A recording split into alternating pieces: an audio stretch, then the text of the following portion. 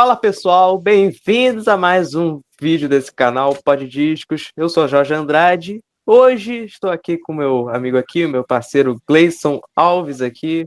Se apresente aí, Gleison, novamente. Fala galera, Gleison Alves na área. Estamos aqui para mais uma etapa desse período trash da vida. É, exatamente. Esse aí é um bônus, né? Porque tem o Big Four, mas também vou colocar uma banda a mais, né? Para finalizar de vez esse especial trash. Tô aqui, chamei mais um convidado aqui, né? Um telespectador aqui, grande Luiz. Se apresente aí para todo mundo. Aí, como que tá as coisas?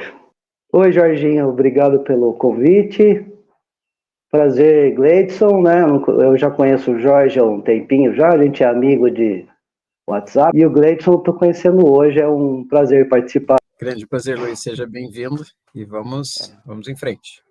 A questão, né? É o grande Cowboys from Hell do Pantera. Aí, ó. Grande disco aí. Já pergunto então pro Luiz já de pronto, ó. Qual é a sua relação com Pantera e com Cowboys from Hell? Tá, vamos lá. Eu sou o mais velho aqui da turma, né, meu? Eu vou fazer 50 anos, então eu conheci o Cowboys de 90, eu conheci o Cowboys em 92. Não tinha MTV em casa, eu moro no interior, né, de São Paulo. No interior de São Paulo não pegava. Aí, cara, nessa época eu escutava muito um programa de rádio chamado Comando Metal, que rolava na 89 FM de São Paulo, e quem apresentava era o Valcir Chalas, o Valcir, que é o dono da Woodstock Discos, né, que é o cara... Podemos dizer que ele é o cara que trouxe o metal pra cá, né? O cara que trazia 400 LPs numa mala de Motorhead, um monte de banda, assim, pra ensinar a molecada, né? E eu escutei uma música no programa dele, só que era desse disco aqui, ó.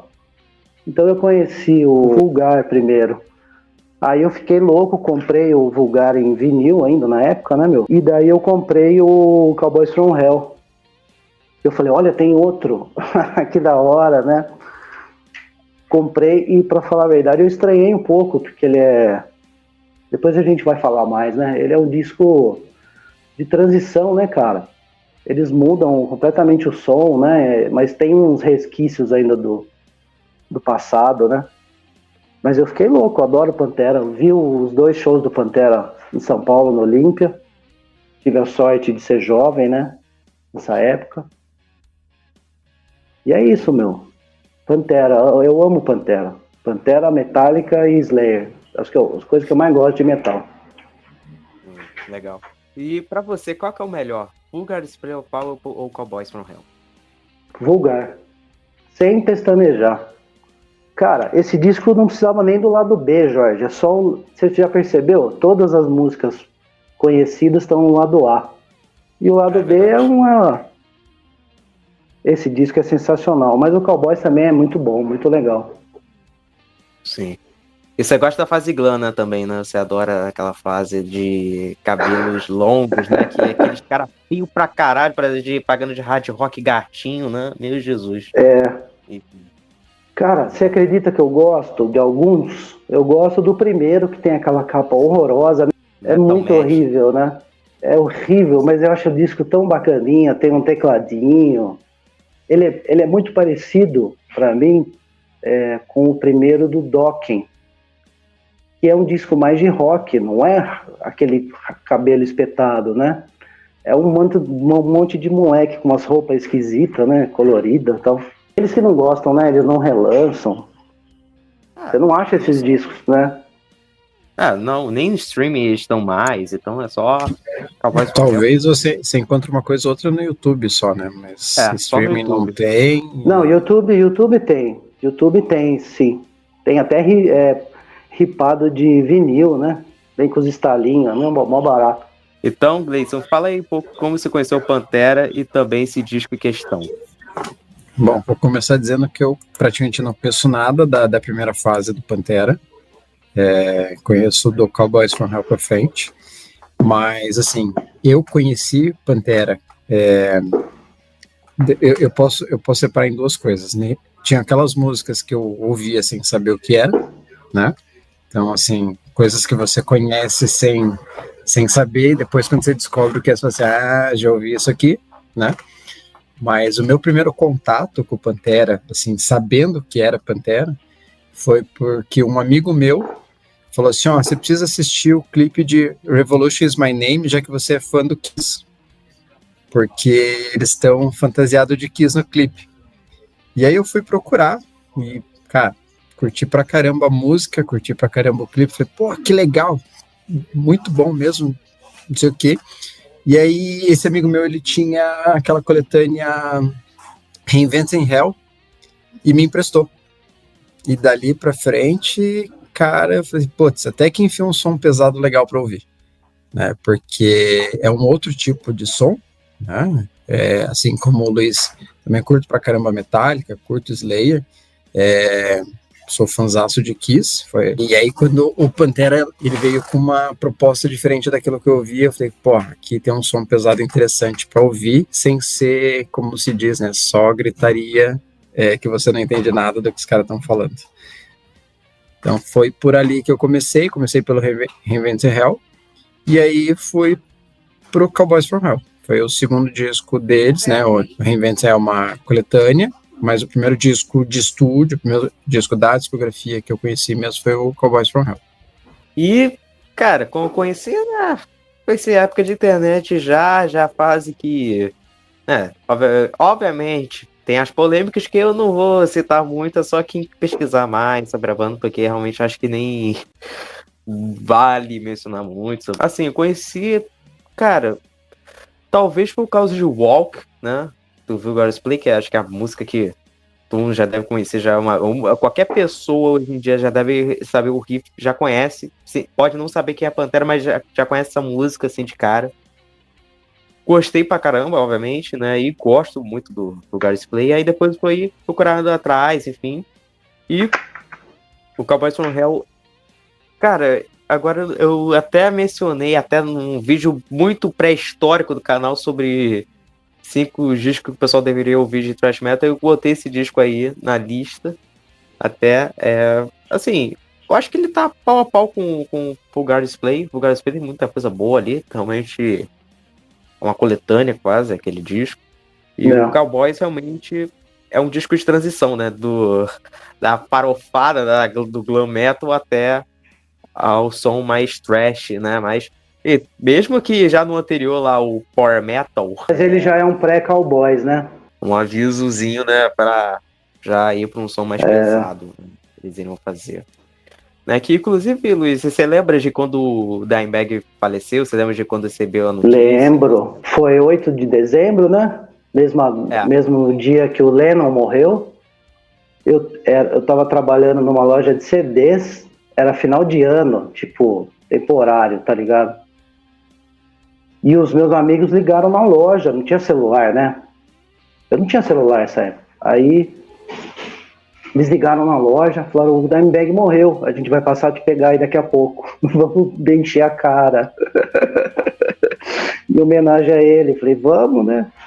Aí, nossa, foi uma loucura essa noite. Ele quebrava a garrafa na parede, assim, Dimebag, tudo bêbado, cara. A gente era novo, né? Eu era bem mais novo. Mas foi bem chocante, cara. O Dave Mustaine apresentou um programa, né, no Headbangers Ball. Você já viu isso? Isso aí não. Depois eu mando pra você, quem quiser pesquisar. Tem no YouTube. É o Mustaine, mó chocado, assim, apresentando, tipo, esse programa em homenagem ao Dimebag e tal. Porque ele era muito querido, né? Todo mundo gostava dele, né? E uma morte besta, assim, né? Sim. Gleison, você lembra também dessa época aí, dessa notícia, quando você recebeu aí? Cara, eu lembro de ter visto na MTV a notícia, num daqueles news que eles colocavam, e eles comentando que tinha acontecido,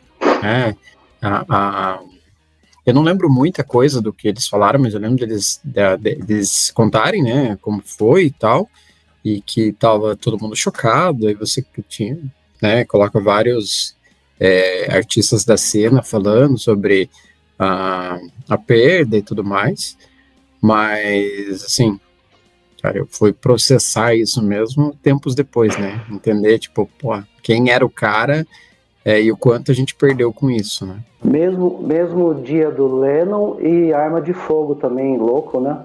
É muito louco. Bateu-se muito nessa questão das coincidências, né? Um fã, Arma de Fogo, durante na mesma data, mas eles estavam no palco, né? Se não me engano, é isso? Eles estavam no show. Na primeira música. E aí, cara, eu fico imaginando você tá ali, cara, você vai pra curtir a banda. Imagina o cara que foi a primeira vez pra assistir a banda. Vou ter a oportunidade de ver o cara tá ali, daqui a pouco chega um idiota, e não tem como dar outro nome, né? Um idiota vai lá e, cara, atira no cara, mata ele ali e acaba com tudo. Bem, tem um lance do Anthrax até nessa época, o Scott Ian, ele fala que nessa época, depois desse assassinato, eles não deixavam ninguém subir no palco. Que tipo assim, olha, quando ia subir, tá, bota segurança aí, porque senão... Porque assim, porque o cara foi justamente ali numa porta ali e tal, né? Porque era um show pequeno, né? Também, não era um lugar grande. Assim, né? Ohio, né? Por aí. Era a banda do Vinnie Paul e do Dimebag, que era o Damage Plan. Depois que eles tinham se separado ali, toda a banda tinha se separado, aí fizeram um disco. Cara, foi... O cara subiu nos 30, era tipo 30 segundos da primeira música. O Dimebag acho que nem viu. Ele tava de costa. E tem barulho também, né, cara? Você não tá esperando esse tipo de situação jamais. Então, cara, você ainda tá num processo de concentração pro início do show. Você ainda não relaxou pra, tipo, as primeiras músicas, os caras ainda estão tensos, eles estão se ambientando. Então não deu tempo do cara tá, tipo, à vontade no palco ainda, né? Exatamente. Aí depois, né, toda a polêmica, se o Phil tinha culpa no cartório ou não, e tal, o Vinnie Paul não perdoou até, depois faleceu, né, só que aí foi por causas naturais, se não me engano, que o Dimebag, né, que tem a relação de fãs de Kiss, ele foi enterrado no caixão do Kiss com uma guitarra do Ed Van Halen, né, pra quem não sabe, aquela guitarra Bumblebee, né, que é a preta e a amarela, do Van Halen 2. E não era réplica não, né, cara? Era a guitarra que ele gravou o disco mesmo, com as cordas tudo enferrujada, velha. Ele falou, não, o original merece o original. Porra. Mas falando um pouco da ficha técnica, né, depois desse acontecimento, né, Cowboys from Hell é o quinto álbum de estúdio da banda, ou álbum de estreia, né, dependendo, porque já que eles consideram totalmente a fase glam, né, então aí pode ser o álbum de estreia, mas se você considerar, é o quinto álbum de estúdio da banda, lançado em 24 de junho de 1990 pela Attical Records, gravado no final de 89 até abril de 90 no estúdio Patagon Sound, no Texas, e produzido por Terry Date, né? E os singles Cowboys from Hell, né, lançado em 90, e o segundo Psycho Holiday, lançado em 1990 também, né? Que vamos falar um pouco o que aconteceu antes, né? Que, vamos lá, o Pantera, primeiramente, não surgiu através desse disco, né? Que, obviamente, o Pantera teve alguns discos antes, né, do Cowboys from Hell, que foram a fase glam metal, né? E pouca gente conhece essa fase, né? Como a gente tinha falado um pouco antes, né? E a própria banda considera que esses discos têm e renega o passado, né?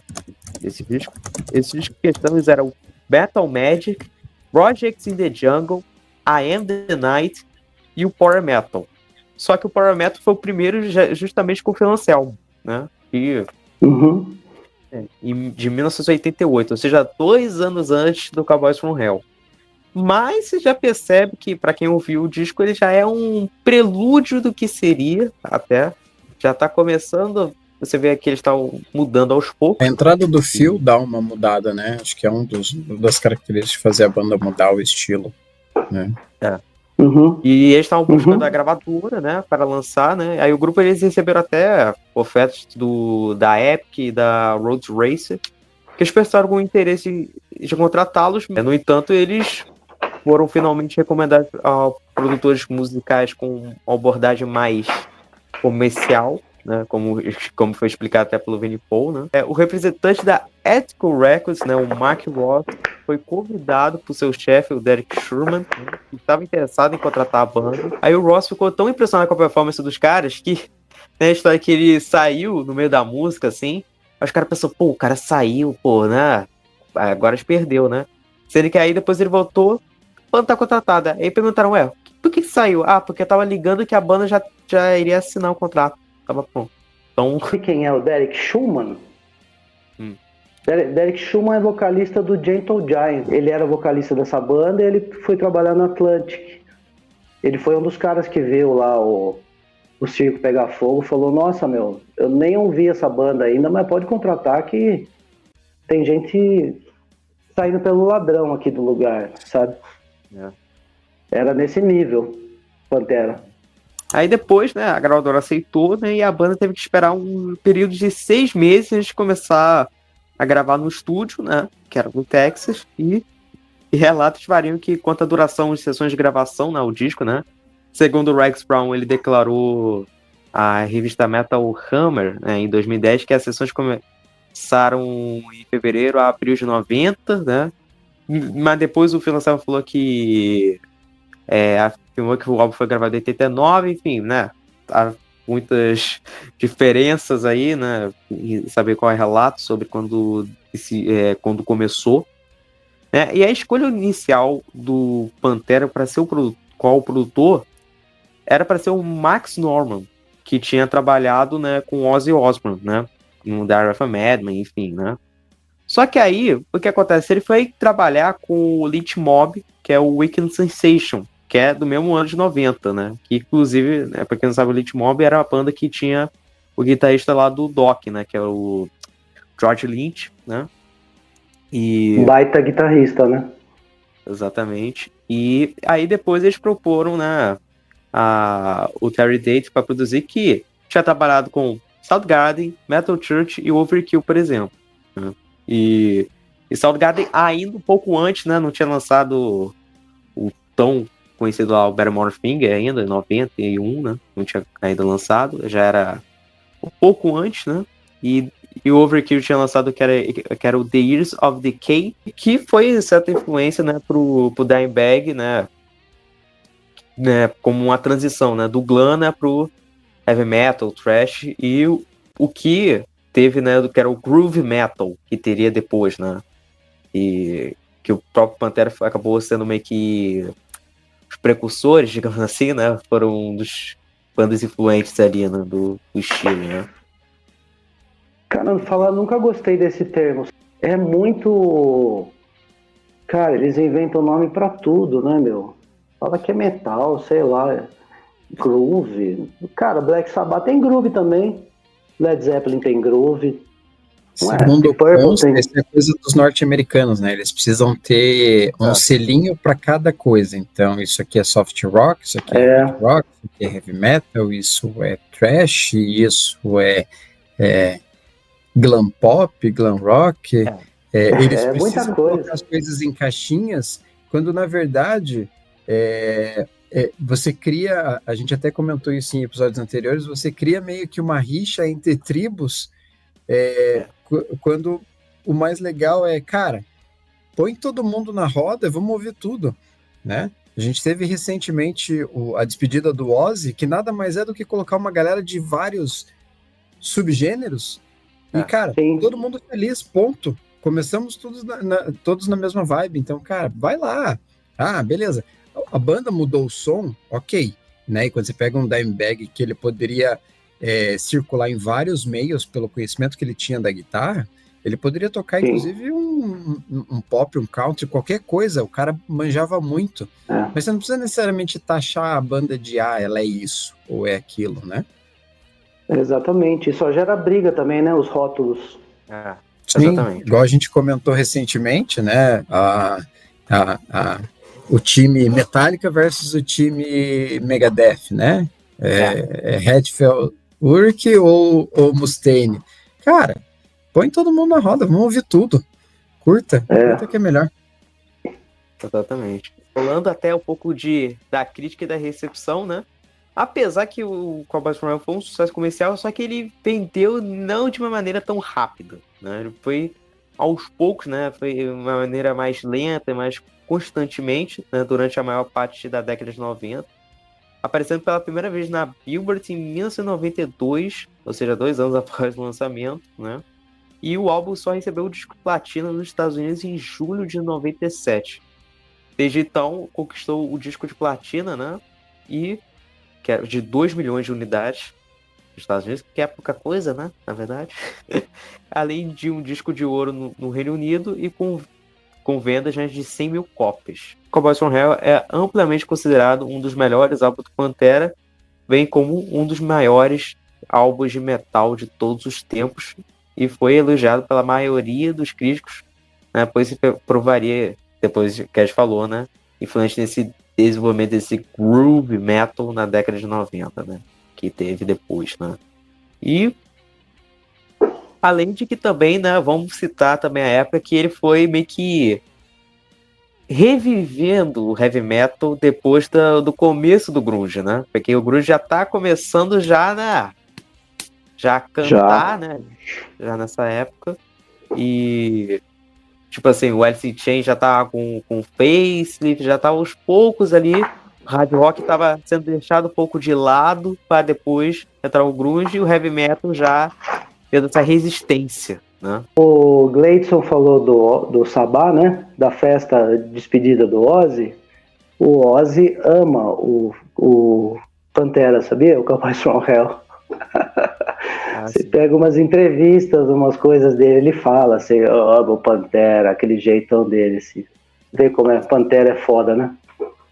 Provavelmente até tenha sido uma das inspirações pro Ozzy meio que retomar a carreira dele, né? Porque ele vinha num processo em baixa ali, final dos anos 80, e ele dá uma guinada no som nos anos 90 ali, com principalmente o No More Tears, né? Que, cara, outra pegada. Você tem para mim, um Zakk Wylde voando na guitarra, com som pesadaço, e por que não dizer, de repente, pode ter sido uma das influências, né? Peraí, deixa eu dar uma olhada aqui que essa molecada tá fazendo pra ver como que eu faço pra entrar na onda desses caras, né? É tipo os velhos, né? Vamos correr que esses moleques estão muito loucos. Essa molecada tá muito ágil, peraí, eu preciso acompanhar. Exatamente. É isso mesmo. O próprio Dimebag era muito amigo do Zakk Wylde, né? Os dois eram muito amigos, e tanto que essa reunião do Pantera chamou justamente ele, né, pra estar no lugar do Dimebag, né? Cara, para e pensa, imagina esses dois tocando junto. Nossa senhora. Seria a fritadeira do início ao fim, né? Meu Deus do céu. É pra você sair com dor no pescoço no final da noite. Exato. Até nessa época, pós-morte do Dimebag, até se considerava uma reunião, só que com o Zakk Wylde no lugar dele. Só que aí teria o Vinnie Paul. Né? Só que aí o Vinnie Paul não teve a reunião, obviamente, né? Passou até ele falecer depois, e o Pantera voltou recentemente. Que eu pergunto pra vocês dois, o que vocês acham dessa reunião? Não pergunte isso. Esquece essa merda aí, porra. Eu vou tentar explicar do melhor jeito possível, tá? Senão o pessoal vai falar que eu sou chato. Tem certas bandas, certas épocas, que é impossível você ter assistido. E é normal, faz parte, né? Por exemplo, eu não vi Led Zeppelin, eu não vi Jimi Hendrix, eu não vi The Who. Podia ter visto, né? Não fui. Mas, então, cara... E outra, né? O Vini morreu sem querer reunião, sem falar com o Phil. E ele é muito mais Pantera que o Phil, né, cara? Ele e o Dimebag são os caras que montaram o negócio lá. Aí tem um pessoal que fala assim, o menino não viu na época, né? Então ele tem uma noção, mas não é noção, porque não é igual, né? Mas sei lá, eu acho que poderia, o Gastão falou isso, eles poderiam ter colocado, tipo, celebrando Pantera, sabe o nome da banda? Não só Pantera, porque não é, né, cara? Falta os dois lá, principalmente o Dime. Eu fui ver um show do Phil, só rapidinho, fui ver um show do Phil lá com aquele The Illegals, sabe, um dos mil projetos dele. Cara, 3 guitarristas não conseguiam tocar o Pantera, cara. 3. Foi horrível, cara. Foda. Eu falei, meu... É foda substituir Dimebag. Não é pra qualquer um, não. Não é. Mas assim, eu não gosto, mas eu... Quer fazer, faz. A molecada se mata lá, se diverte. Então tá valendo, meu. Mas eu não gosto muito, não. E você, eu parto do princípio do seguinte, né? Por que você faz uma coisa dessa? Provavelmente é dinheiro envolvido, né? Mas vamos lá, beleza. Vamos celebrar a banda? Ok. Os fãs mais chiitas, como a gente diz, vão torcer o nariz, né? Um curioso, o outro vai dar uma olhada para ver o que acontece, e você tenta trazer uma molecada nova para curtir o som. Eu acho válido o ponto onde você faz com que novas gerações conheçam algo que eles não tiveram oportunidade de conhecer. Ok, então você oxigena a cena musical que diz que está perdida, né? Afinal de contas, os grandes estão indo embora, né?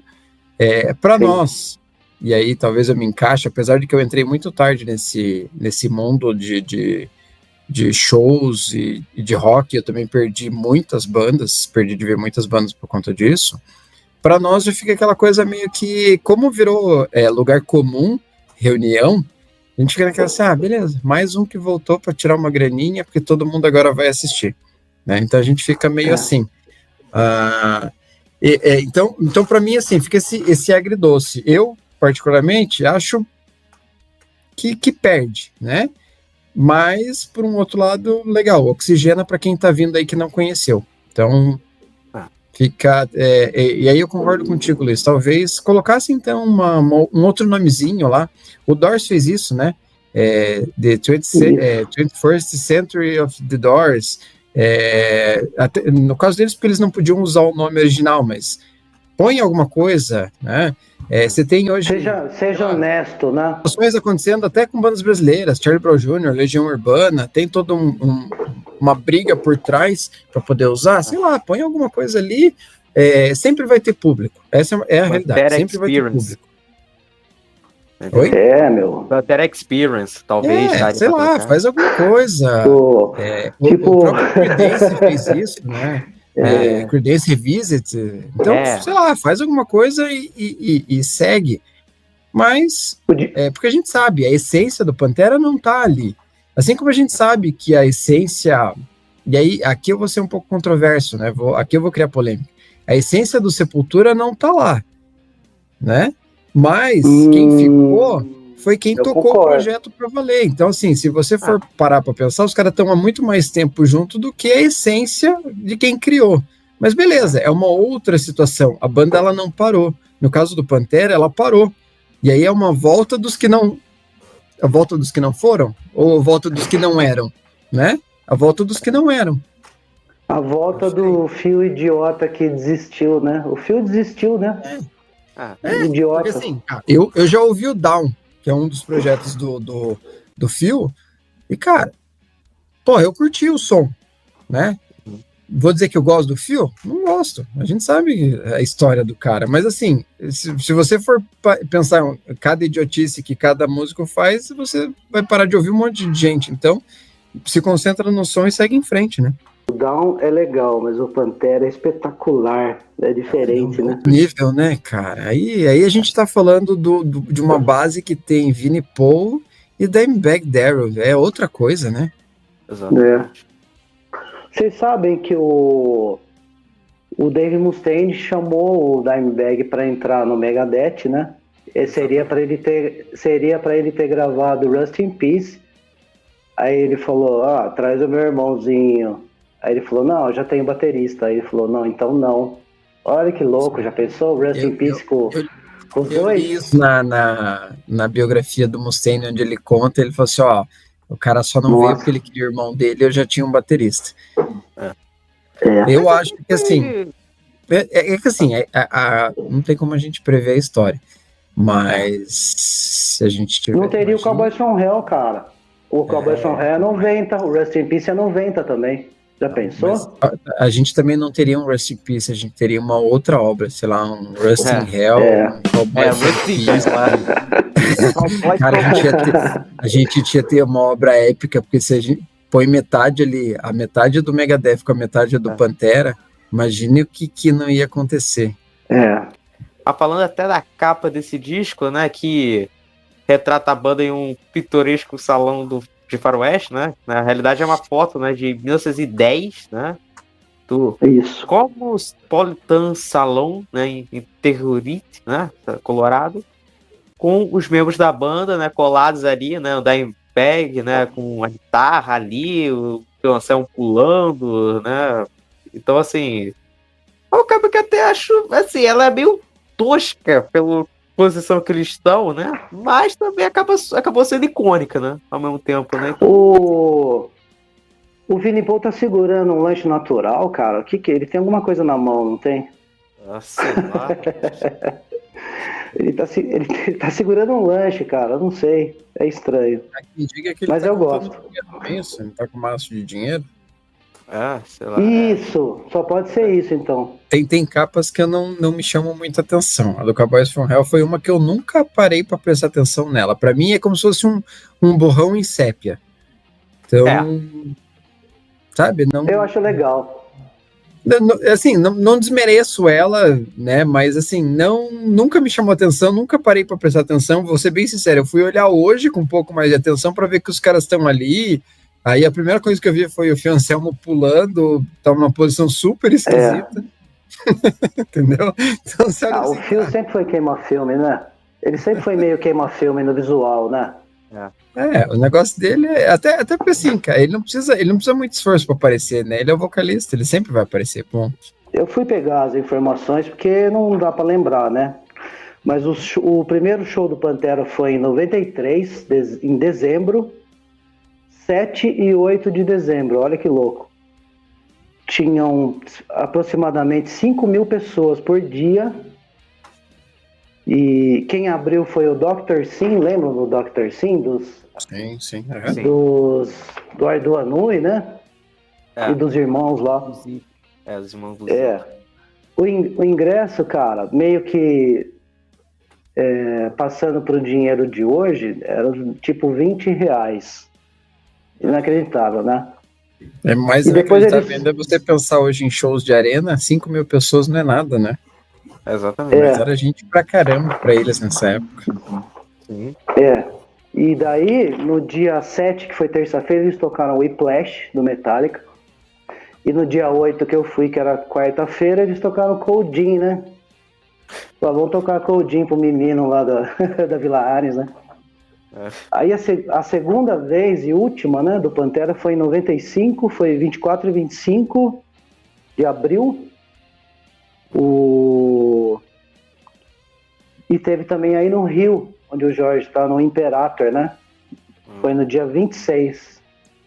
O Imperator, pelo pouco que eu sei, era menor que o Olímpia. Acho que cabia umas 1.000 e poucas pessoas no Imperator. Mas enfim, aí em 98, só para fechar, era o disco da Cobra, o Trend Kill lá, né? E aí foi cancelado, meu amigo, e nunca mais eu veria o Pantera na minha vida. Eu não tenho certeza, tá? Mas foi mais ou menos na mesma época de quando o Phil teve uma overdose, né? Ele teve uma overdose no primeiro show dessa turnê, lá no Texas, inclusive.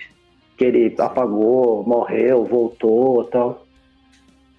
Maldito, não fosse um louco, né? Eu teria visto 3 vezes. Maldito! Maldito seja! Falando até da formação aqui do disco, né?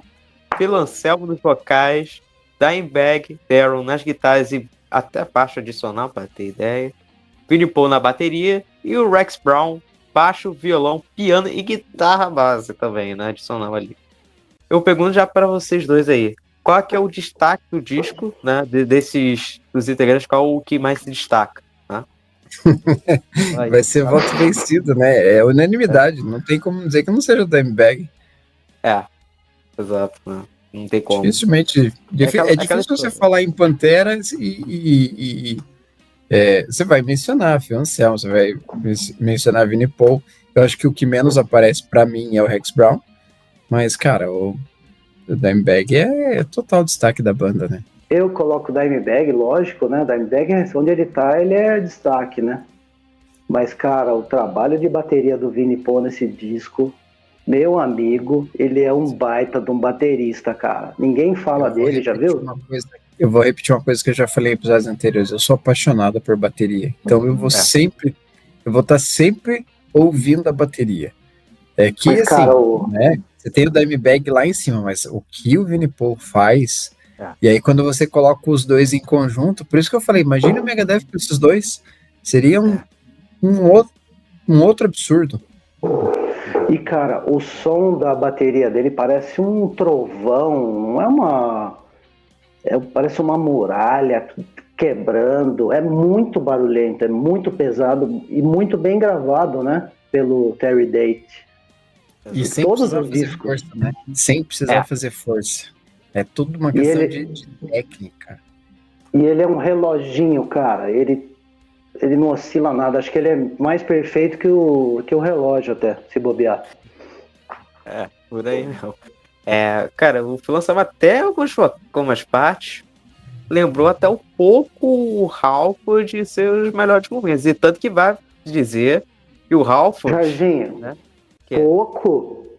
Como pouco, Jorge? Você tá maluco? Então, parece que está ouvindo... Parece o Painkiller, cara, esse disco. Ele emula muito o Halford. Não é? Tanto que o Pantera abriu os shows do Judas nessa época do Painkiller, vale lembrar. Sim. E que até as pessoas que não conheciam muito Pantera, já na primeira música já ficavam tipo, o que é isso, né? Mas tem algo mais a dizer ou vamos por faixa a faixa já? Como... Gostaria de colocar, antes da gente entrar no faixa a faixa, porque acho que é até uma introdução para ele, né? É que assim, quando a gente pensa que esse é o primeiro disco da transição de som da banda, né, que vocês até comentaram agora há pouco, sai de uma coisa mais glam para uma coisa mais metal, né? A gente começa a entender um pouquinho melhor por que esse álbum ele soa de certa forma irregular. Ou pelo menos eu tive essa impressão. Até poderia colocar isso no final, mas eu prefiro já dar isso como uma introdução para faixa a faixa, porque para mim ele tem um som de certa forma irregular na sequência das faixas, e aí eu vou conseguir pontuando isso conforme a gente for comentando sobre cada uma. Concordo com tudo que você falou. Tudo. Tem um pouco disso mesmo. Exato. E é um disco muito longo. Não precisava tanto. Tudo bem. Eu acho muito longo, cara. Uhum. Ele fica repetitivo em alguns momentos. 12 músicas é muito, eu acho. A maioria das músicas são 5 minutos para analisar, então se para analisar ele seria realmente bem longo mesmo. Né? E a menor é 2 minutos. Ele tem uma música de 2 minutos e o restante é tudo ali de 4 para cima. Sabe o que acontece com um disco muito longo, assim, na época que eu comprei em vinil esses discos, né? Eu fui comprar CD uns 2 anos depois. É muita música, espreme, né? É muito tempo para um vinil, você perde qualidade de som. Mas aqui talvez entra na questão de como o CD estava começando a ser a mídia do momento, então o pessoal já começou a pensar nos discos para o CD, e aí foi onde começou a colocar muita música. Então começaram a se pensar em discos de 1 hora e 15, para quem estava habituado ali com 40 minutos, já começa a ficar cansativo, né? Mas vamos logo por faixa a faixa para falar desse disco já de cara aqui, né? Vamos logo, né? Então, o disco começa com a faixa homônima Cowboys from Hell. O título, né, da música se refere justamente ao estado, né, que é onde a banda surgiu, né, que é o Texas, né? E diz que durante uma festa em Fort Worth, né, que é justamente no Texas, em 89, o Dimebag chegou atrasado e correu em direção ao Phil, dizendo que tinha um novo riff para ele mostrar. E aí os dois entraram no carro, né, do Dimebag, e aí, quando ele tocou a introdução, o Phil falou o seguinte: isso deve ser um hino. E não é à toa que pode se considerar o primeiro clássico já do Pantera e um dos maiores hinos mesmo. Né? E só o riff de guitarra dessa música, né? Qualquer guitarrista deve saber já de cara, né? Então, é um riff de guitarra que realmente é maravilhoso. Tem um clipe que já, provavelmente já deve ter quebrado a época do Phil Anselmo já com um pouco de cabelo ali, né? Já com um visual mais um pouco diferente do disco anterior, né? Ali, então, assim, pra mim, acho que cara, já começa o disco assim, já na porrada, já começa bem pra caramba, sabe? Então, é um cartão de visitas muito perfeito, né? Já começa muito bem. Passa aí pro Gleison falando um pouco. Cara, Cowboys from Hell, assim, é chover no molhado falar sobre a guitarra do Dimebag, né? A gente já sabe, ela tem um peso ali característico que é muito marcante na música, e aí é interessante porque não é aquele som limpo de guitarra, né? Ele faz uma coisa que é só dele. Eu já tentei prestar atenção em outros guitarristas do estilo e ninguém faz aquele som, ninguém tira aquele tipo de som que ele faz, e você pode fazer em 2, 3 guitarras, não sai a mesma coisa, né? Esse é um disco que eu acabo gostando mais dos hits, né? E Cowboys from Hell, cara, é um desses petardos que a gente tem aí no disco. Eu acho que abre muito bem, porque você já abre com o pé na porta, né? Se não for a melhor música do Pantera, é uma das, né? É sensacional essa música. Tudo é sensacional. O riff, o solo é espetacular. É tudo maravilhoso, tudo certinho. Cada virada no seu lugar, sem exagero, né? Vinnie Paul era muito inteligente nesse sentido, né, cara? Ele fazia a virada que precisasse, simples, não precisava ser muito complicado. Quando precisava complicar, ele complicava bem.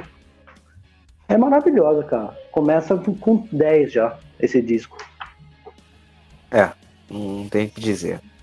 E já agora indo pra próxima, Primal Concrete Sludge. Porque a banda justamente não teve muito tempo de trabalhar ela. Diz que o Dimebag chegou pro... Quer dizer, o Vini começou a fazer umas experimentações na bateria já. Aí o Dimebag achou interessante, né? Pra perguntar o que era. Aí começou com um riff de guitarra. Aí, né, o Terry Tate falou: olha, tem pouco tempo e tal. E aí a banda trabalhou um pouco, mas a música mais curta justamente porque, né, porque eles não tiveram muito tempo. Né? Assim, eu gosto uma música bacana. Não é das melhores, eu acho. Acho que a bateria até se destaca bem ali. E é de guitarra, obviamente, né?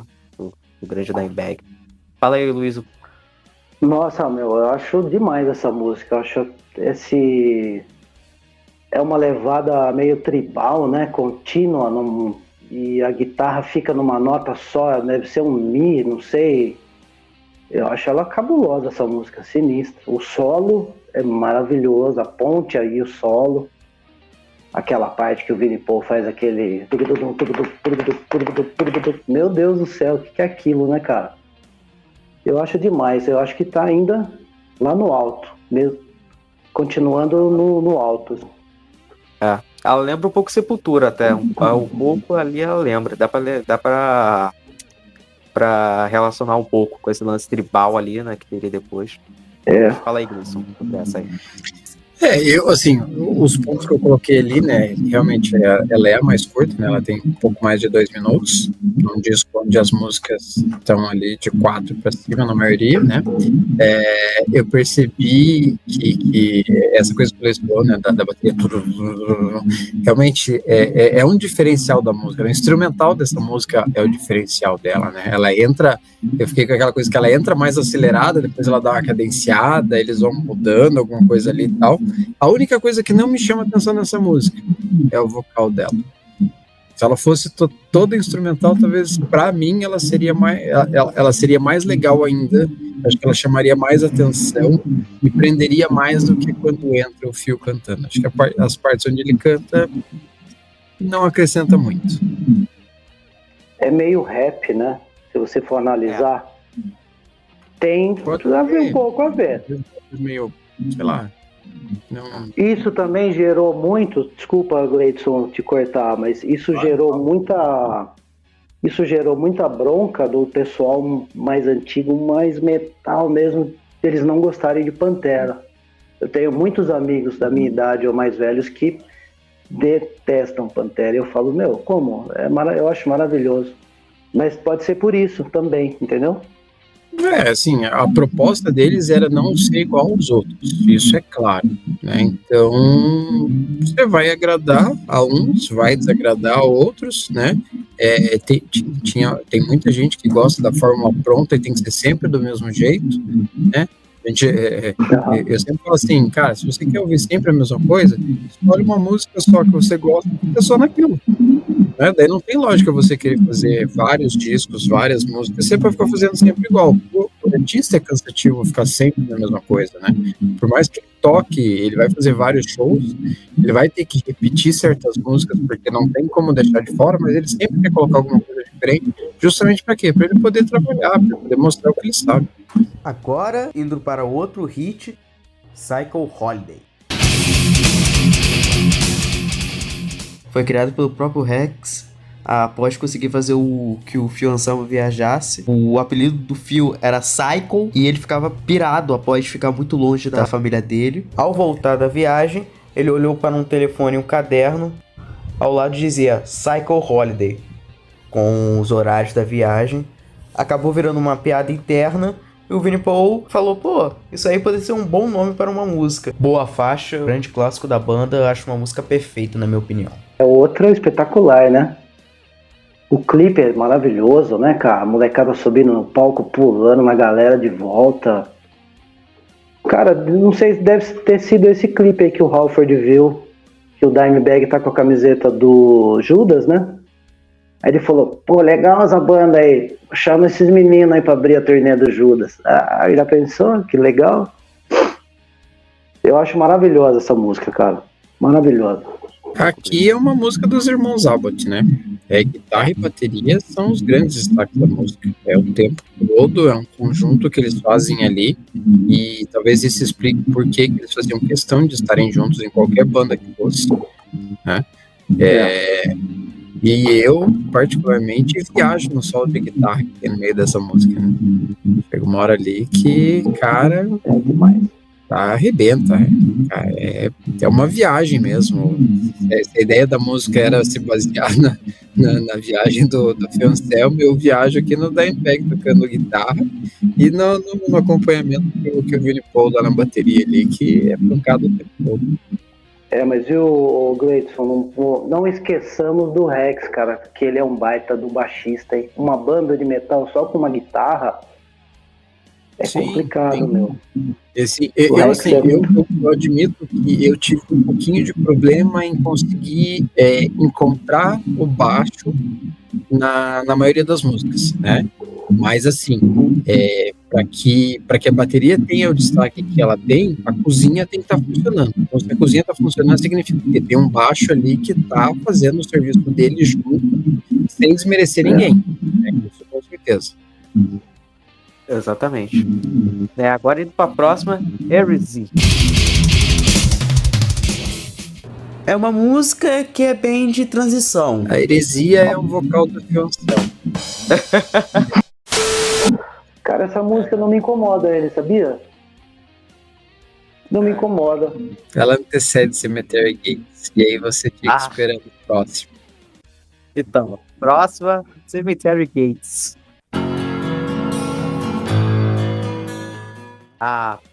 Que é a balada, né? Dá pra dizer, né?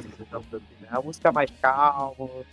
Foi responsável pelo Phil quebrar uma cadeira porque ele não conseguia chegar nas notas. Mas diz a lenda, pelo Terry Date ter produzido Soulgarden, o Chris Cornell bebia um vinho pra relaxar a voz. Então o Phil Anselmo pensou, pô, ele é o Chris Cornell. E ele foi lá, bebeu até não poder mais e conseguiu arrebentar no vocal. Música maravilhosa, na minha opinião. Talvez seja a melhor do disco, na minha opinião. Vamos lá, eu vou aproveitar a bola aqui. Eu já comentei, né, que nesse disco eu gosto mais das músicas mais famosas. Em Cemetery Gates é um dos pontos altos do disco, com toda certeza, né? Ele tem um riffzão de guitarra, e uma coisa que eu curto muito nessa música é o vocal suave do Phil Anselmo, que combina com ela, sabe? É uma música que, por mais que ela seja talvez uma balada, como o Roberto falou, ela tem uma carga pesada, e aí faz um contraponto quando o Phil suaviza ao cantar, porque tem momentos que ele põe aquele drive, aquela coisa mais grave para cantar, e tem outros momentos que ele canta mais leve, e eu acho que isso é uma coisa que combina muito nessa música, faz você se deixar levar por ela. Nossa, agora vai ser fogo, hein? Ó, vamos dizer que eu já gostei mais.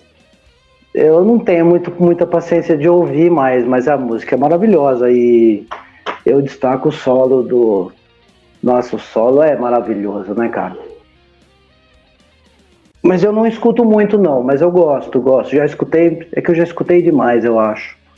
Mas o meu destaque é o solo. Precisa de um momento de desintoxicação, né? Pô, tem músicas que a gente ouve tanto que precisa dar um tempo para voltar a ouvir com gosto. Não que ela seja ruim, não que nada disso, mas é que realmente, né? Já ouvi demais, deixa eu dar um tempo de ouvir outras coisas. Outra hora eu volto. Mas o solo é um dos melhores solos do disco, eu acho, inclusive. O solo é maravilhoso. Sim. Agora a próxima, Damnation. Domination é assim, né, cara? Quebrar o quarto. Nossa, é outra... É uma das 3 melhores, eu acho, do disco. É maravilhosa essa música. É uma pancadaria, a bateria é um... Nossa senhora, parece um caminhão sem freio, louco, derrubando tudo, né? Eu acho demais essa música, demais. Cara, eu acho que o Luiz falou tudo, caminhão sem freio. Excelente. Exatamente. Excelente. Porque Damnation é uma das músicas mais fortes que tem, né? Eu considero ela uma das mais fortes, assim. Ela pode não ter o mesmo destaque do Cowboys from Hell, Cemetery Gates, pelo sucesso que fez, mas, pô, é uma música muito foda. Ela é pesada, acelerada.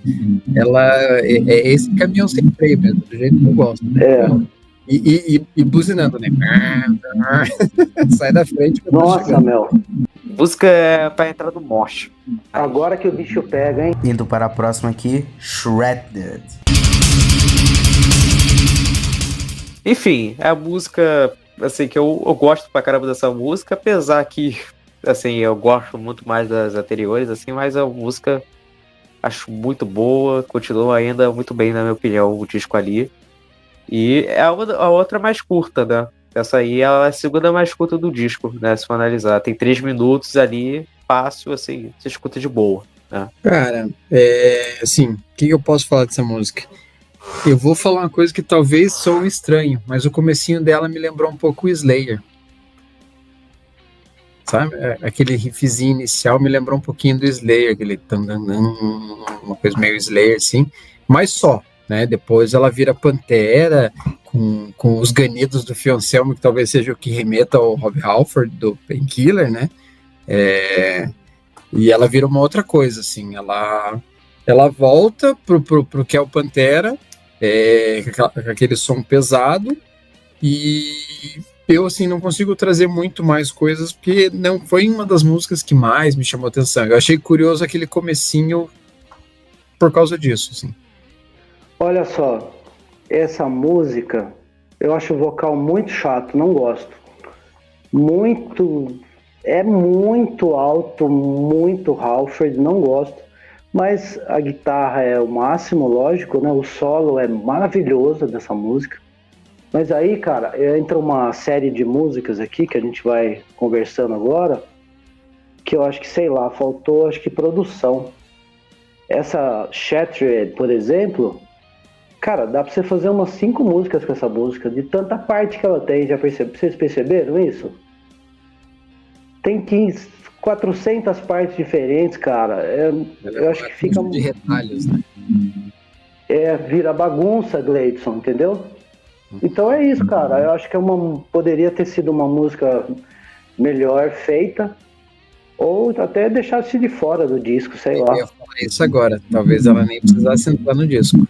Então, agora indo pra próxima, Clash with Reality.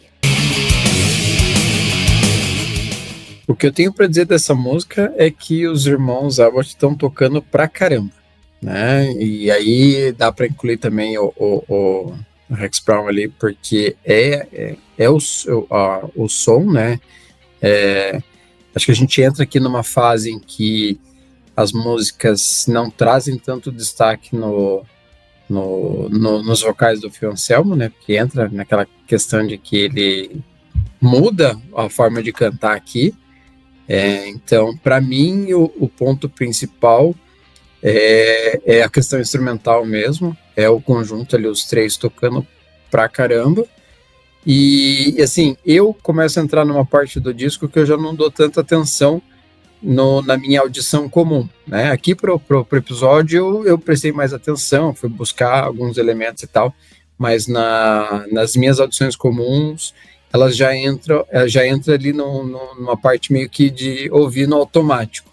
Vai ter uma outra música que eu vou trazer alguma coisinha que eu acabei descobrindo, que eu falei assim, opa, não tinha percebido isso aqui.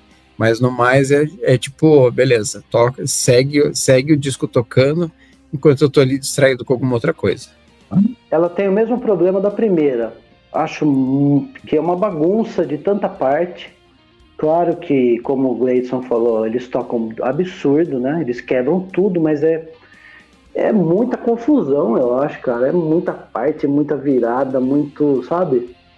É tipo esquecer da música. Você tá fazendo uma música, né, cara? Mas o final dessa música, cara, é extremamente cabuloso. Que entra naquela pancadaria rápida. É o melhor que eu acho da música. E tirando esse lance que eu falei dessa... Vocês entendem, né? Quando eu falo bagunça, é muita parte, muita coisa, muita confusão. É isso, é meio que... Lembra que a gente falou que são 12 músicas e que é um disco longo, né? Eu já tô de produtor aqui tirando umas músicas aqui, ó. Meninos, deixa essa aqui fora. Ó, essa aqui também, deixa fora, a gente lança sozinha depois, num EP, sei lá, sabe? Poderia ter sido, né? Foto de faixa bônus, pouco pessoal tá cagando pra Isso. Lança um EP com ela e com Domination ao vivo, sei lá. Tá? Cara, Mas fosse melhor uma instrumental. Se fosse uma instrumental, teria sido melhor. O final, quando ele dá o agudo, o Phil ali, até funciona, mas assim, realmente, cara, se fosse, sei lá, realmente, bota faixa bônus, bota uma música assim de, sabe, mais pro final até, sabe, uma música que daria pra cortar. Se o disco, como ele é longo, assim, isso daria pra cortar ali, porque aí realmente não faria muita diferença, eu acho. Acho que ainda o disco continuaria na mesma. Mas indo pra próxima, Medicine Man. Vou dizer uma coisa, o baixo se destaca nessa música pra caramba, cara. Eu gosto do baixo dessa música, do Rex Brown. Eu acho uma música melhor do que as anteriores, vou dizer, que as duas. E eu acho uma boa faixa, cara. Uma boa faixa, na minha opinião. Essa aí, acho que ela se destaca melhor do que as outras, eu acho. Essas aí do lado B aí, que são mais... menos lembradas, acho que ela se destaca muito melhor. O que eu anotei aqui. Riff cabuloso. A parte cantada eu não gosto. E a volta de Robbie Halford. É isso que eu acho dessa música, cara. Ela é meio igual às outras duas pra mim. Não... É um pouco melhor, verdade, que o Jorge falou, mas meio confusa, não sei. É que o lado A é tão bom, né, cara, que entra nesse lado B, aí começam umas coisas meio mais ou menos. Pantera não pode ser mais ou menos, né, cara? Pantera é sempre o máximo, né? Fala aí, Gleison. Cara, eu já vou dizer o contrário do Luiz. Eu gosto do fato dela ter um vocal diferente do que vinha sendo feito nas outras músicas, né? porque aí diferencia e faz com que não seja mais do mesmo. A gente sai daquela coisa, daquela repetição que o Phil Anselmo vinha fazendo. Claro que depois ele volta a ser o que ele é, né? Ele volta a fazer aquilo que ele sabe fazer, que é a marca dele. Mas a cadência da música é diferente, e aí com isso acabou sendo a minha surpresa ao reouvir o disco. Uma música que, assim, como eu falei, entra num ponto do disco onde eu tô no automático, mas que prestando atenção dessa vez, essa música aqui tem uma estrelinha ali para eu prestar atenção, acabou sendo legal, acabei curtindo, né? Essa aqui é uma que talvez eu já não descartasse em consideração as duas anteriores. Mas, indo pra próxima aqui, né? Message and Blood. É repetitivo dizer que a guitarra é marcante ou não? Pra mim, Não, essa música tem uma guitarra seria marcante. heresia você não citar isso. Seria uma heresia. Então, talvez seja uma heresia eu não citar, né, cara? Pra mim, assim, ela também muda o andamento em algum ponto, né? Assim, coisa que eu percebi, e talvez ficou aquela coisa, não sei se da coxa de retalhos, ou se eles, vamos parar de seguir, já que a gente fez músicas muito aceleradas no começo, vamos começar a fazer músicas com mudança de andamento. Mas, tirando isso, também não é uma música que me chama tanta atenção, sabe? Gosto dessa música, até a parte Rob Halford ali no meio, ali pro final, ali tem a parte do agudo ali, né, que você dá uma relembrada ali, né? Bateria foda, guitarra foda, pra mim é tudo ali foda, na minha opinião, a música, mas realmente é uma música assim, é porque o lado, é porque a gente fica nas músicas do lado A, aí o lado B, assim, é aquela coisa, né? Mas ainda, acho que só não me atrapalha, essa aí não me ajuda nem me atrapalha. Essa música, pra mim, fecha as 4 músicas que eu não gosto muito desse disco. É inacreditável, né? Um disco que eu adoro, tem 4 músicas na sequência que é a mesma coisa das anteriores. Confusão, a parte cantada estranha, não gosto. O Rob Halford de volta das férias aqui, sei lá de onde que ele voltou, que é uma gritaria, meu irmão, nossa. Sei lá, mas aí também a gente entende, porque eles estavam numa reconstrução, né, cara? Então eles você não tem como fugir das influências do dia pra noite, né? Mas assim, nada que comprometa, entendeu? É que assim, eu acho menos inspirada. Eu acho que é aí que entra na questão do som irregular, né? Do disco ser irregular. É aquela coisa do olhar para o passado, pensar no futuro, muda. Eu fico com a impressão que assim, a única música onde realmente funcionou bem esse vocal mais agudo foi em Cemetery Gates. Acho que ali ele conseguiu encaixar legal. Nas outras, não sei, não é, parece, ou nós ficamos muito acostumados com o Phil Anselmo com aquele vocal grave e rouco, né? Pode ser isso também, e aí soa estranho quando ele quer fazer um vocal mais agudo. Por isso que eu achei estranho, porque eu comecei com o vulgar e vim pra esse. Exatamente. Indo pra próxima, The Sleep. Vou dizer que essa aí me lembra um pouco Metallica. Essa aí me lembra um pouco Metallica, eu acho. Eu acho que ela é um pouco mais cadenciada ali, sabe? Uma música que, sabe, uma música que até caberia no Vulgar Display of Power com algumas ressalvas ali, eu acho que daria pra caber. Acho que ela é bem melhor do que a anterior. Acho que essa aí, ela tá no nível eu botaria um pouco mais acima, vou dizer, do que... Acho que ficariam menos melhor, acho que são menos boas, digamos assim, né? Fica um pouco pro final, eu botaria. Entendeu? Acho que botaria numa posição mais acima. Mas fala aí, Gleison. Eu achei que seria a viagem da minha cabeça, mas eu também fiquei com essa impressão do comecinho remeter ao Metallica. Assim como o Shatter remeteu ao Slayer, aqui eu fiquei com essa impressão um pouquinho do Metallica. Mas aí tem um detalhe curioso, né? De novo, essa é uma música que para mim ela poderia se estender como uma jam que eu acharia maravilhosa. É um espetáculo instrumental e foi mais uma que me surpreendeu quando eu ouvi esse disco de novo, prestando atenção nele. Aqui, mais uma vez, ele descaracteriza um pouco a questão do vocal do Phil Anselmo. Ele até, talvez aqui, acho que funciona um pouquinho melhor na música, mas para mim, se fosse uma música totalmente só instrumental, ela seria maravilhosa.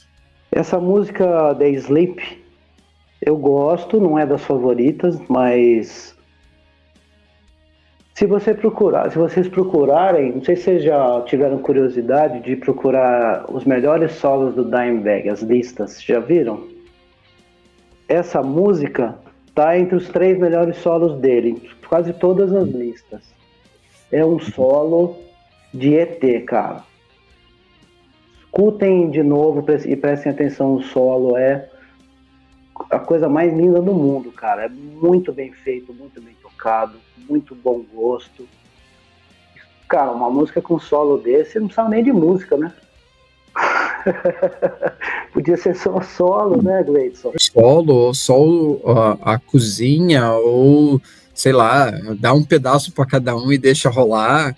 Ela realmente, assim, eu não cheguei a ver nenhuma lista nesse sentido, mas eu não descaracterizo, assim, não duvido nada, porque realmente aqui eles estão brilhando de fato, e o Dimebag, cara, ele faz um trabalho dentro do Pantera que é excepcional. Exatamente. E agora, finalizando o disco, The Art of Shredder. Né, que Shredder, né, fritadeira, né, a arte da fritadeira. Cara, pra mim fecha o disco bem. Não fecha o disco tão mal assim, não. Pra mim é uma boa faixa pra finalizar. Assim, eu gosto pra caramba, talvez. Se a gente for falar dos chifres novamente, da bateria, é tudo manjado, né? Mas Dimebag tá lá em cima. Pra mim é uma boa música pra finalizar. E é isso. Pra mim o disco encerra muito bem por aqui. Acho que ele se encerra bem. Falei, Luiz, até um pouco. Eu vou além, Jorginho. Pra mim é um final apoteótico. Eu acho essa música sensacional. Termina de um jeito avassalador. Ela é meio parente da Domination, eu acho. Eu sempre encanei com isso. Que ela é muito rápida, bateria muito barulhenta. Eu acho que, nossa, aquela velha história, né, de disco bom, começa e termina bem. Esse aqui cai muito nesse lance aí, cara. Eu acho perfeito. Eu acho um arregaço. Vai, Gleison, fala. Eu vou me dar o direito de ouvir ela de novo, porque diferente de vocês, eu acho que o disco não fecha tão legal com ela. Ah, não, sério? Eu já acho que ela não é ela não me parece um destaque. Pô, nem como um fechamento de disco lá em cima, sabe? Assim, ela fecha ok, mas sem tanto brilho. O único ponto aqui que eu destacaria nessa música é que a letra dela, ela ainda soa atual em alguns pontos, assim, se a gente prestar atenção no que a música diz, tem algumas coisas que você olha e fala assim, cara, isso ainda, estamos aqui 35 anos depois e ainda existe, ainda acontece. Mas, não sei, talvez eu tenha que ouvir de novo para poder entrar na mesma vibe de vocês. Para mim, não sei se talvez tenha cansado as músicas anteriores, para mim ela ficou devendo um pouquinho para fechar o álbum. Então, já finalizando o disco, né, considerações finais aí, cara, vou dizer, pra mim é um grande disco do Pantera, pra mim a partir daí Pantera começa de verdade aí, na minha opinião. Talvez seja o segundo melhor, porque o Vulgar Display fica em primeiro, pra mim segundo esse, aí pra mim veio o Far Beyond Driven, pra mim Far Beyond Driven ficaria em terceiro ali, e depois os outros dois, né, apesar que eu acho que eu prefiro mais o Revenge Steel do que o The Great South Kill, eu acho que eu gosto mais do Revenge Steel, só é o antes, né? Mas, assim, bom disco, grande disco de thrash, na minha opinião. Eu acho que os grandes destaques já falou do Dimebag e do Vinnie Paul, que estão voando nesse disco. E assim, sem contar os outros dois, né? Tanto o Phil Anselmo, que também tá cantando bem, o Rex Brown também, mas assim, no todo, se analisar, considerando a importância, ele seria um 5. Mas eu daria, de 1 a 5, eu daria 4. 4 já tá bom, eu acho. pra mim, é isso. Cara, é assim, né? Tem 4 músicas que eu não sou muito fã, né? Mas as músicas boas são espetaculares, cara. Então eu só posso dar 4, cara. Eu não posso dar menos que 4. Não vou dar 5 porque tem 4 músicas que eu acho meio encheção de linguiça, né? Mas eu dou 4 pelas músicas boas que são muito boas. Eu ia dar um 3, mas também não quero ser tão radical, vou dar um Que 3,5. heresia. Para não dar um 3, eu vou dar um 3,5 para também, assim, já que vocês dois deram 4, eu vou dizer que para mim ainda fica um pouquinho para baixo, tem pontos altos excelentes, mas assim, como eu falei, chega um momento do disco que ele fica meio automático para mim. Poderia ser menor, poderiam ter músicas de fora ali realmente, como a gente comentou, acabam tendo algumas novidades ali que eu acabei enxergando, assim, opa, isso aqui vale a pena prestar atenção, mas é aquela coisa do disco de transição, né? Ele acaba tendo essa irregularidade que faz com que você ou você abraça o disco e fala assim, maravilha, ou você vai sempre ficar com o pezinho atrás, né? Poderia ser melhor, aí vem o Vocal Display of Power que é melhor, né? Aí você tem uma outra pegada, aí você tem um Far Beyond Driven que é mais coeso, né? Depois acho que eles perdem de novo a mão e entram numa outra fase, né? Mas assim, não tenho o que dizer, não tem como, eu não rebaixaria um disco ao Boys from Hell, é um clássico, é um dos maiores discos da banda com certeza, né? Para quem não conhece a banda, é uma excelente porta de entrada, né, para essa fase pós fase 1, né? Então, é uma excelente porta de entrada e é um disco que, para quem é colecionador, tem que ter na coleção, ponto. Posso só fazer uma brincadeirinha aqui para finalizar? Eu imaginei aqui o disco sem as 4 músicas que eu não gosto. Então ficam 8 músicas, né? Tem 12, ficam 8. Chuta quanto tempo deu esse disco? Quantos minutos? 37. Quase, 38 minutos. O miserável é um gênio! E Fê, é isso, pessoal. Quem gostou aí, né? E é isso, Luiz.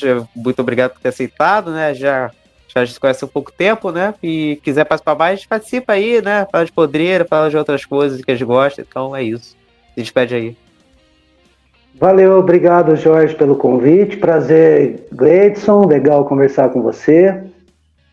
Somos 3 gerações diferentes aqui, de 3 localidades diferentes do Brasil, né? E apaixonados por boa música. Sempre que chamar, tamo aí, Jorginho. Valeu. Eu que agradeço. Então, então, Gleison, se despede aí do pessoal também, né? Que sem mais dizer mais.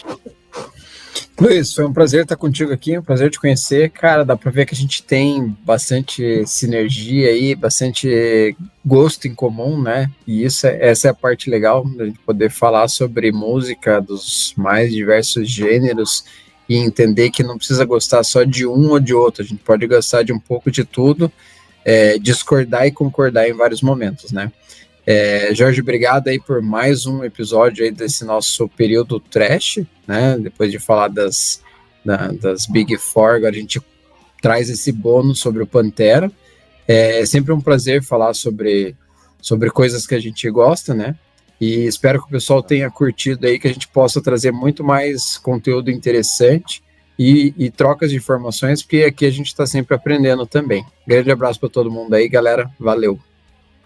É isso. Então, pessoal, se inscreve nesse canal que é muito importante, por favor, né? Porque é isso, né? Se ativar o sininho das notificações aí, né? Aí, ó, esse disco aí que é foda também. Assiste. Se quiser assistir o episódio do 30, também pode assistir também, né? Então, tem muita coisa aí, né? Enfim, escuta o podcast aí em áudio, plataforma de áudio aí que você tiver. Também segue aí o Instagram do canal aí também, que é a rede mais ativa daí do canal. Também Se quiser entrar no grupo de WhatsApp, é só entrar, né, pra bater um papo ali. Só não causa muita confusão ao ponto de ir pro desrespeito, que aí eu bloqueio você e você vai embora. É isso, não voto demais. Enfim, só um né? adendo, só aqui no podcast, só aqui no Poddiscos a gente vai de Pantera, Michael Jackson, de Bon Jovi a Pablo Vittar. É. Né? Bem, peraí, não é pra tanto também, né, Gleice? O que é isso?